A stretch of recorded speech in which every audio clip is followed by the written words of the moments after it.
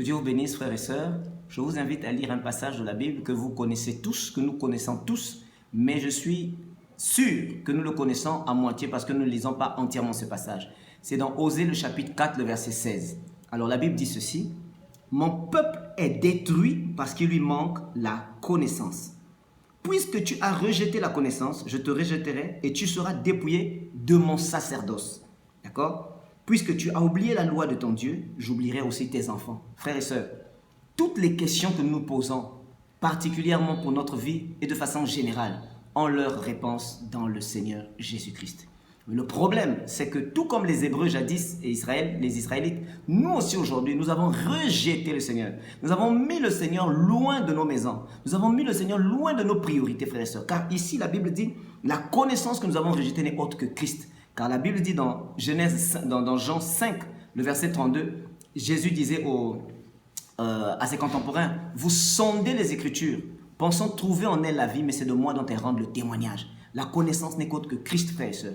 Toutes les questions que vous posez ont leur réponse dans la personne de Jésus-Christ, pas en dehors de Jésus-Christ. Voilà pourquoi, frères et sœurs, Jésus dit qu'il va vous dépouiller. Il va nous dépouiller du sacerdoce qu'il lui nous a donné parce que nous avons rejeté le Christ, frères et sœurs. C'est une chose amère, c'est une chose difficile que de vivre loin du Seigneur, que de vivre en dehors de l'ordre du Seigneur. Je t'invite, frères et sœurs, si tu n'as pas encore pris la bonne décision de donner ta vie au Seigneur. Quelqu'un m'a dit une fois, il y a tellement de farceurs, tellement de faux pasteurs, tellement, oui c'est vrai, mais tu dois savoir que les faux pasteurs viennent pour empêcher que se fasse entendre la voix du Seigneur au travers des vrais serviteurs de Dieu. Il n'y a pas de faux sans vrai. Donc, bien sûr, peut-être tu n'as pas eu la chance de tomber sur des vrais, mais je te dis que les vrais existent, frères et sœurs.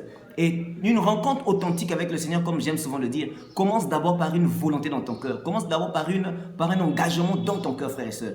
Je t'invite par la grâce du Seigneur encore ce soir à reconsidérer tes voies. N'abandonne pas cette initiative. Peut-être tu étais sous le but de donner ta vie au Seigneur et il y a quelque chose qui s'est passé qui t'a fait retourner encore, qui t'a fait changer la vie. Non, frères et sœurs, personne ne se tiendra devant le trône du Seigneur un jour pour dire « Seigneur, parce que je voulais bien venir à toi, mais j'ai rencontré 2 ou 3 faux prédicateurs. L'autre m'a demandé l'argent, l'autre m'a demandé ceci et j'ai renoncé. » Personne, frères et sœurs. La Bible dit, Jésus le dit, nous allons le voir peut-être dans un autre partage, que pendant que le maître du champ dormait, dans la nuit, voyez-vous, l'ennemi est venu et a planté l'ivraie.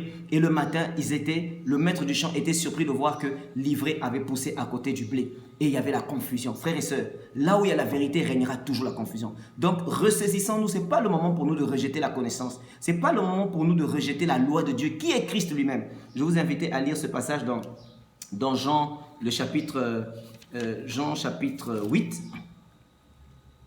Jean chapitre 8, le verset 32, la Bible va dire ceci. « Vous connaîtrez la vérité et la vérité vous affranchira. » Il n'y a que Christ, frère, qui soit capable de le faire.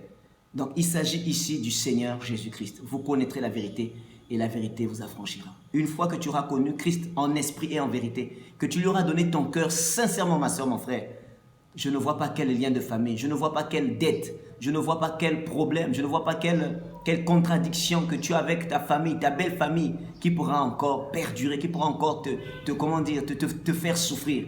Ce soir, c'est un appel évangélique que je lance à toute personne qui peut écouter ce message. C'est à prendre ou à laisser, mais mon souhait est que tu prennes ce message. Donne ta vie au Jésus. Ne rejette pas la connaissance, sinon Dieu lui-même dans toute sa puissance te rejettera un jour. Que Dieu vous bénisse, frères et sœurs.